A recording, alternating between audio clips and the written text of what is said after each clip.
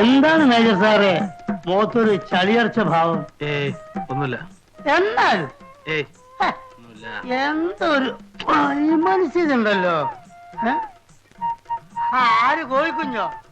കൊറേ കാലയിലെ കണ്ടിട്ട്. ഞാൻ അല്പം ബിസിയായിരുന്നു വെച്ചത്.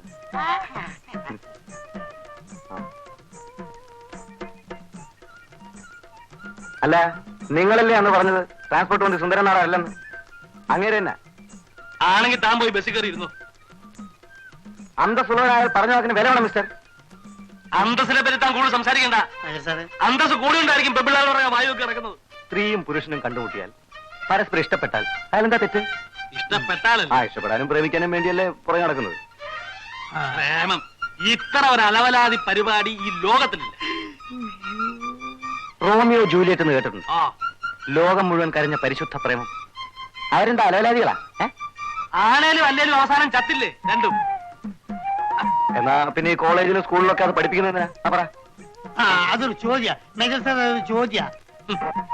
എടാ മരമണ്ടന്മാരെ, ഇതൊക്കെ പഠിപ്പിക്കുന്നത് നിന്നെ പോലുള്ള ഒരു പെമ്പിള്ളാടെ പിറകെ വായു കിടക്കാതിരിക്കാൻ വേണ്ടിയാ. മനസ്സിലായോ?